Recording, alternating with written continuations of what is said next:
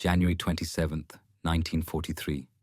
22,000 feet above Wilhelmshaven, frost crept like white veins across the canopy of Oberleutnant Karl-Heinz Müller's Messerschmitt Bf-109G as he rolled onto the high side of a formation that looked more like a procession than a threat.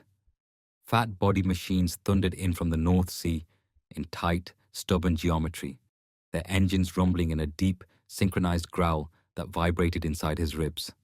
Amerikanische Spielzeuge, he muttered over the radio. American toys. His wingman laughed at the lumbering silhouettes with their absurd glass noses and greenhouse cockpits, calling them fliegende Kühlschränke, flying refrigerators. The Luftwaffe had fought hurricanes above France, Spitfires over the Channel, Yaks across the Russian steppe. They knew what real warbirds looked like, what fear looked like. These Boeing B-17s were jokes. Bomb trucks, airborne barns, overloaded targets waiting to be carved apart and tossed into the sea. The Staffel descended in perfect discipline, exhaust stacks glowing orange as they prepared for a high-speed, head-on attack. Cannon shells cracked like lightning as they opened fire first, illuminating the space between them and the lead bomber. But the formation did not scatter, did not flinch, did not even waver. Instead, tiny flashes popped across the line of box formation fortresses as 13 heavy Browning .50 caliber machine guns in each ship roared to life in overlapping arcs. The air around the Messerschmitts transformed into intersecting streams of red-white tracers that wove a web no pilot could see until it was too late. Müller jerked his stick hard to avoid a storm of incoming fire, only to watch his wingman's engine erupt into white flame as cannon shells meant for a bomber found their way into German skin instead. His breath caught in his throat. That wasn't how this was supposed to go. Bombers were supposed to panic. They were supposed to break formation the moment a fighter screamed toward them. But these Americans, these rookies barely months into combat, tightened their formation instead, each fortress locking into position like shield bearers in a phalanx. Cannon shells punched ugly holes in aluminum. Pieces of a cowling panel fluttered away like a scrap of cloth torn loose in a storm. A plume of black smoke belched from engine number 3, but the bomber stayed in the fight, the crew inside refusing to abandon station even as fire crawled down the wing route. It was the first moment a Luftwaffe pilot realized the B-17 didn't obey the rules. It didn't die when airplanes should die. It didn't dive away when logic demanded retreat. It absorbed agony and remained airborne enough to keep killing you. A gunner, waist-deep in swirling smoke and the smell of burned oil, fed ammunition into a rattling Browning without hesitation. The machine was hurt. The machine was angry. And the machine still had 11 more guns to speak with. The first time German commanders faced the Flying Fortress in numbers, they thought the name, Fortress, was American marketing. The truth was more terrifying. The plane was less a bomber than a self-defending weapons platform, a flying stronghold built around the idea that survival through firepower was not only possible but scalable. 4 Wright R1820 Cyclone radial engines, each capable of dragging the airplane across continents even if one or two were silenced. Self-sealing fuel tanks, armor plates shielding the pilot and vital controls, electrically powered turrets able to track enemies in almost every direction, and inside, a mobile garrison of 10 men trained to fight like a crew of a warship in the sky. But the design, the engineering, was not even the main revelation. It was the formation, the combat box. Groups of B-17s flying so tightly together that each bomber's blind spot was protected by another bomber's guns. No angle was safe for an attacker. No single aircraft stood alone. A fortress did not survive because it was tough. It survived because the group was immortal. This was not aerial dueling. This was industrial war taking flight. Through spring and into early summer of 1943, German pilots tried everything they had ever learned across 4 years of combat. Dive from high astern, meet a storm that soars off wings, attack from below, find yourself stitched open by a ball turret gunner who has nothing to do but wait and watch death approach, slash in from 12 o'clock high, meet twin fangs of nose guns, and top turret fire coordinated through simple geometry rather than heroics. Every Luftwaffe tactic turned into mathematics the Americans had already solved. The Luftwaffe still held the advantage in pilot experience. The Germans still boasted aces with dozens, even hundreds of kills. But aces kill airplanes. They do not kill systems. And the B-17 was a machine built not just from aluminum and rivets, but from process, from checklists, from production quotas, from the cold, terrifying idea that numbers, when properly aligned, could erase even the fiercest opponent. Colonel Frank A. Armstrong, commanding the 306th Bomb Group, understood before even his men did. The fortress wasn't simply a bomber. It was a declaration that daylight bombing, if executed with precision and backed by factories that could replace every loss, could bring an enemy to its knees faster than any battlefield victory.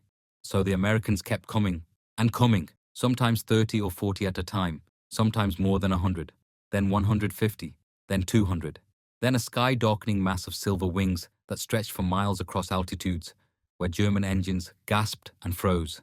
The Luftwaffe reacted with fury. They screamed for more cannons, more armor-piercing shells, more pilots. FW-190S and BF-109S were modified into heavier, slower, more specialized bomber hunters.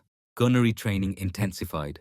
Rocket tubes, Werfer Granit 21S, were bolted under wings so fighters could fire from standoff distance and break formations apart with explosive shockwaves.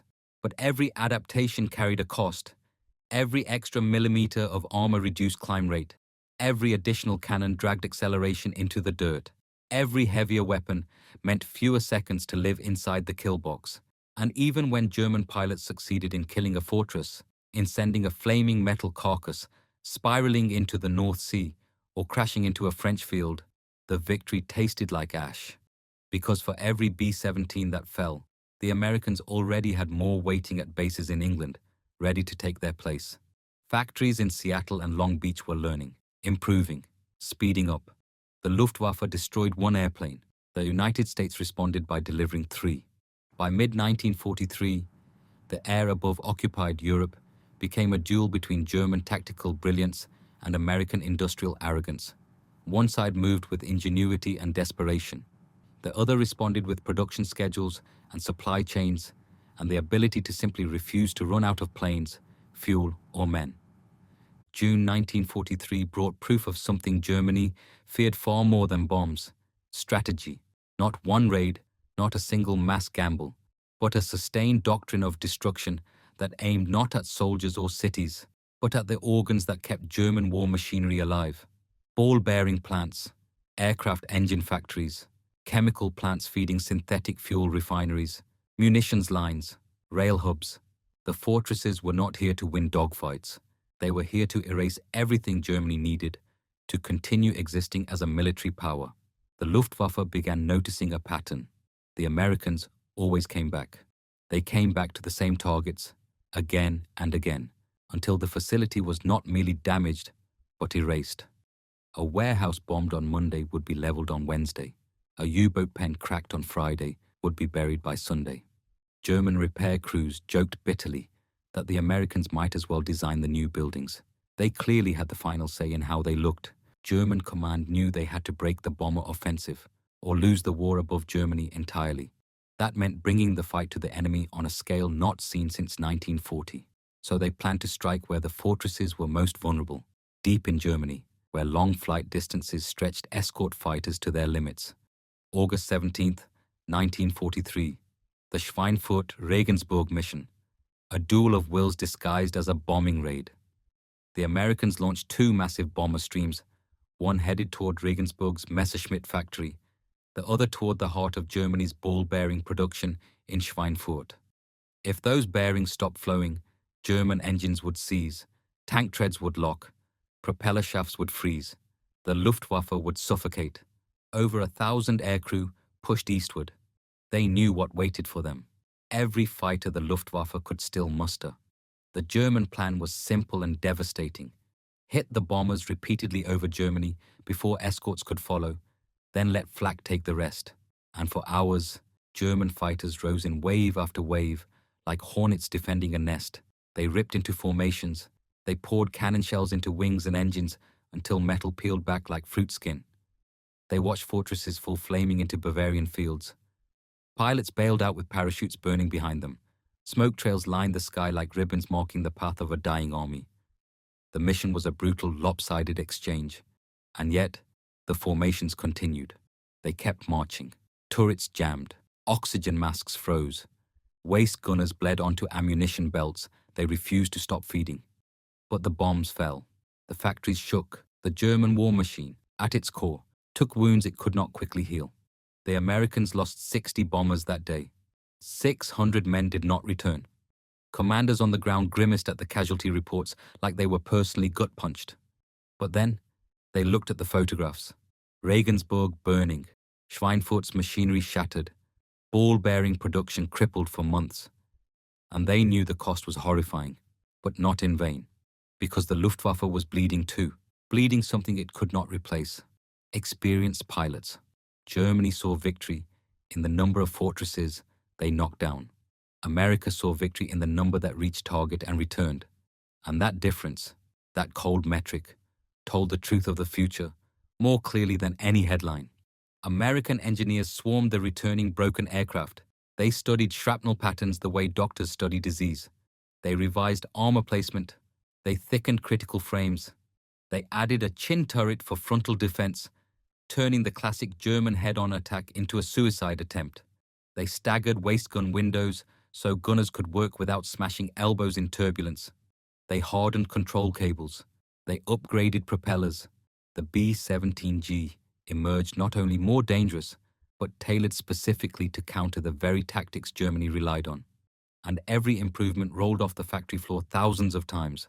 By late 1943, the Luftwaffe realized something chilling. America learned faster than Germany could kill. A single fortress returning from mission became an intelligence goldmine. Every bullet hole was a lecture. Every wrecked engine a thesis. Every dead gunner a push to improve survivability. German pilots stopped calling them flying refrigerators. They started calling them Die Hammer, the hammers. But the German high command believed they had one more chance. One last lever, push bomber losses so high that America would abandon daylight precision bombing. That meant concentrating everything, absolutely everything, against the fortresses. Zerstörer of twin-engine Bf-110s packed with heavy cannons. Sturmgruppen of armored FW-1 9-in-0s designed to fly directly through defensive fire to ram if needed. Rockets, cluster attacks, massed interceptors that struck the formations before they even reached the IP. The mortar-like burst of 20mm cannon shells, the ripping sound of skin tearing off wings, the screams over intercoms when oxygen lines snapped and temperatures at -40 froze exposed flesh into brittle stone. The Luftwaffe hurled everything it had at the fortresses, and for a time, it worked. The winter skies of late 1943 and early 1944 became graveyards of crumpled steel. Crews watched the oxygen-starved faces of their friends drift past in falling wreckage. Parachutes never opened. Engines wound down into silence. The attrition rate climbed toward the unthinkable. At the peak of German fury, American commanders faced a simple, terrifying question. How long could this continue? How long could they ask their air crews to fly straight into a buzzsaw made of steel and fire? Yet while the Germans celebrated days with double-digit kills, the Americans quietly built the future. Assembly lines expanded. Training hours increased. Replacement crews stepped off boats in Liverpool faster than names could be etched into memorials. Airfields multiplied until their runways seemed to checkered flag the entire English countryside. Pilots who had never heard the particular roar of a Wright Cyclone learned to trust those engines like they trusted their own heartbeat. The US Army Air Forces weren't shrinking under the pressure.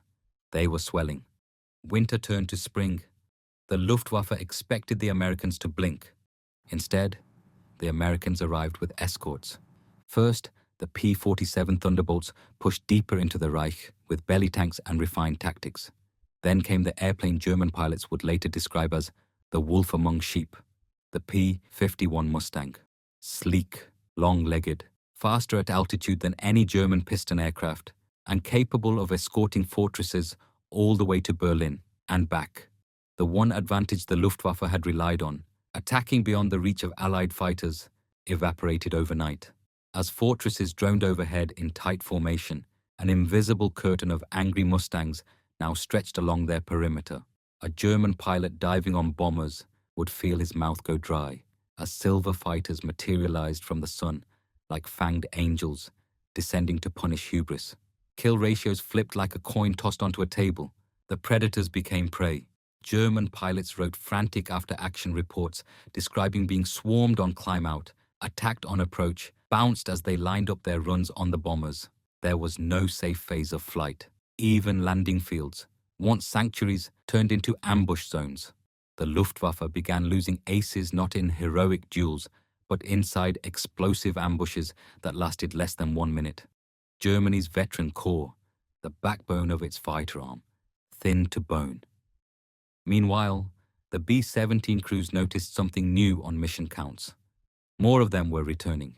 Damage remained nightmarish.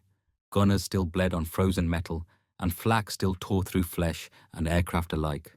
But the odds had changed. They weren't flying into the teeth of a lion with a pistol anymore. Now they were part of a war machine that protected them with steel fangs of its own. Fortresses became what they were promised to be, flying artillery that could reach anywhere, escorted by fighters that made sure death came only to those on the ground. By June 1944, the Luftwaffe's grip on the sky over Western Europe had snapped like an overstressed spar. During the D-Day invasion, barely a handful of German interceptors managed to rise, and those that did were met by walls of tracers and entire patrol lines of Allied fighters stacked from sea level to 30,000 feet. German pilots who lived through that day described a sky that felt full of America. B-17s thundered over Normandy like migrating beasts, turning columns of German reserves into twisted wreckage before they reached the front. Even hardened panzer commanders, men who had smashed through France in 1940, now found themselves cowering in woods and under camouflage nets at first sight of silver wings. The Americans weren't dropping bombs anymore. They were dropping hopelessness. The numbers, if one cared to look, told the story with brutal clarity. In June alone, 9th Air Force Thunderbolts and 8th Air Force Fortresses claimed thousands of locomotives, trucks, and tanks destroyed from the air. German soldiers coined a new word, Todeshimmel, death from the sky, and the Luftwaffe, once feared across continents, had become a rumor, a whisper, a memory. Germany poured resources into flak, into camouflage, into night movement, into rebuilding factories far from bomber reach, but America's flying strategy was relentless. No target was spared if it supported the German war machine. Oil, bearings, munitions, bridges, rail yards, each raid another artery severed, each returning fortress another proof of concept. By the fall of 1944, the Luftwaffe faced shortages that no bravery could overcome. Fuel reserves dwindled until pilots practiced takeoffs in parked aircraft, hands on cold throttles, whispering pretend checklists into silence. Novice pilots, boys with fewer than 100 hours total time, replaced lost aces. Some vomited from fear before climb-out. Others died without ever seeing the bomber they were sent to kill. The B-17 crews watched German tactics degrade from precision and coordination into frantic charges, desperate attempts to crash through the wall of lead and get close enough to fire a single burst. Many died before finishing their first radio call.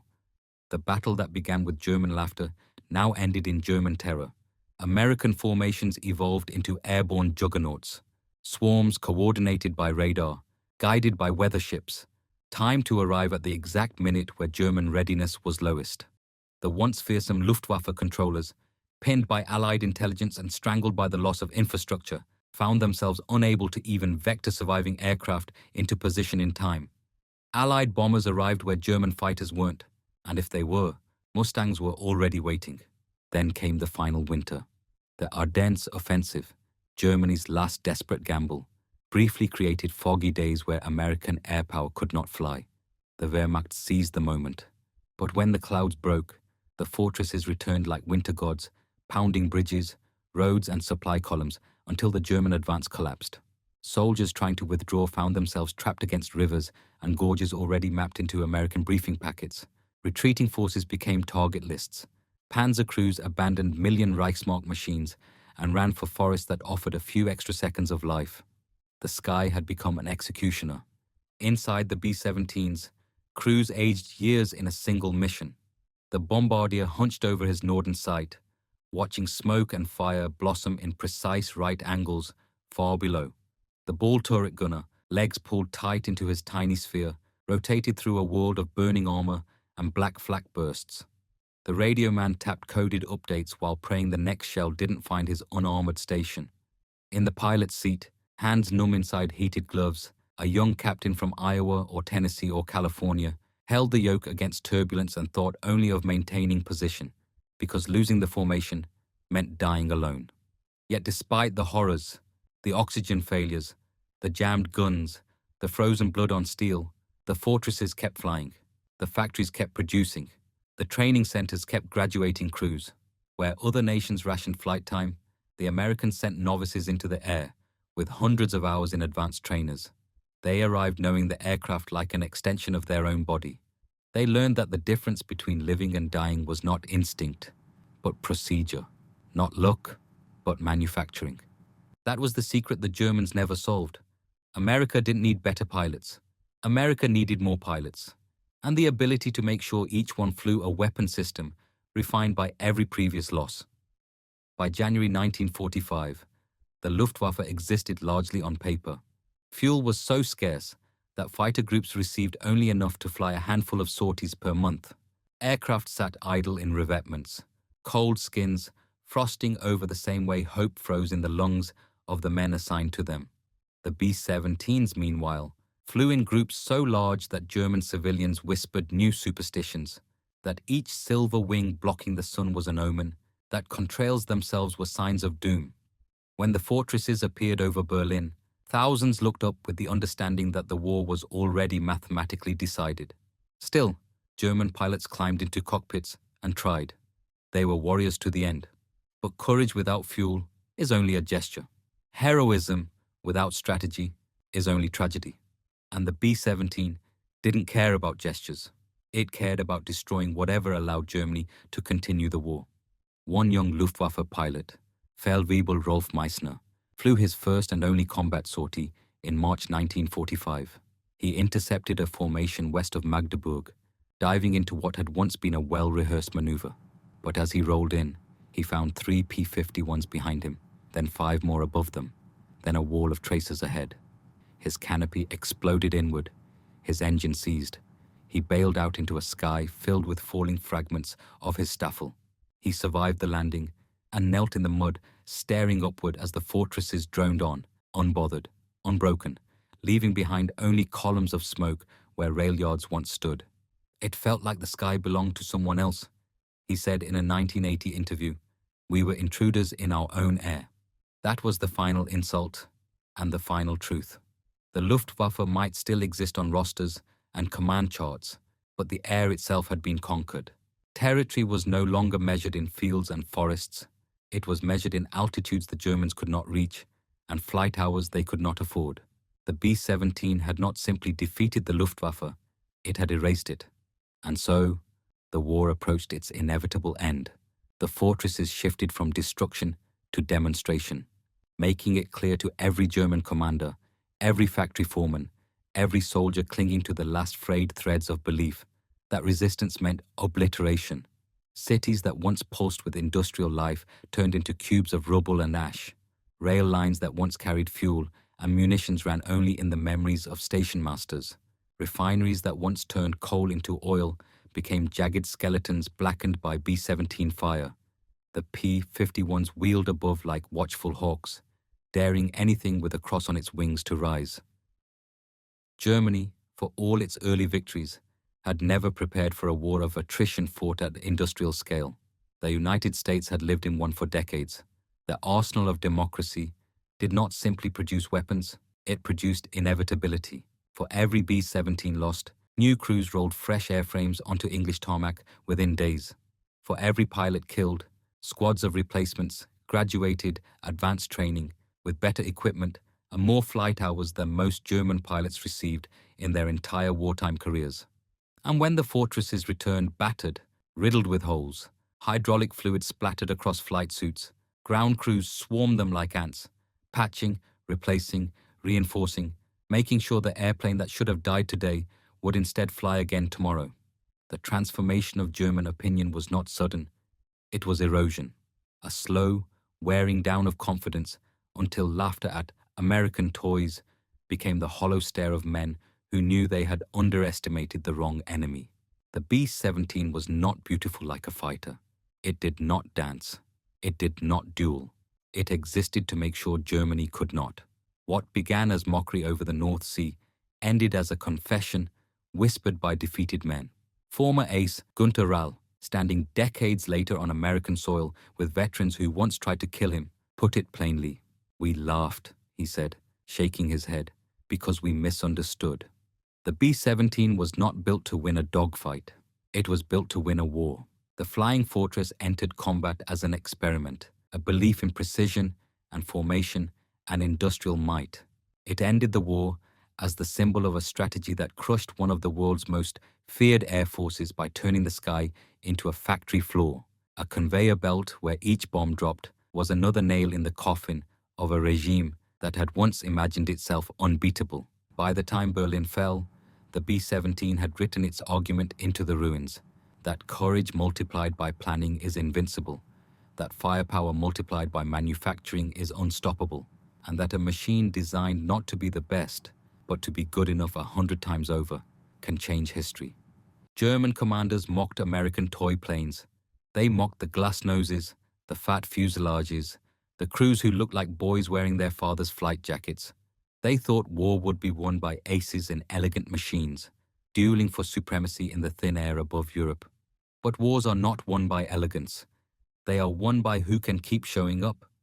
The B-17 Flying Fortress kept showing up, bruised, bleeding oil, leaking hydraulics, sometimes flying home with fewer engines than it left with, but always returning.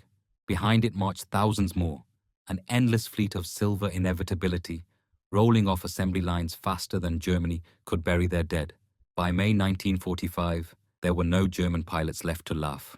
The laughter had burned away over Schweinfurt. It had drowned in the North Sea. It had been buried in snow outside Bastogne. It had been silenced beneath a sky that no longer belonged to the Luftwaffe. It belonged to the fortress. It belonged to the factories. It belonged to the future. And the Flying Fortress did not just carry bombs. It carried the truth that ended the war.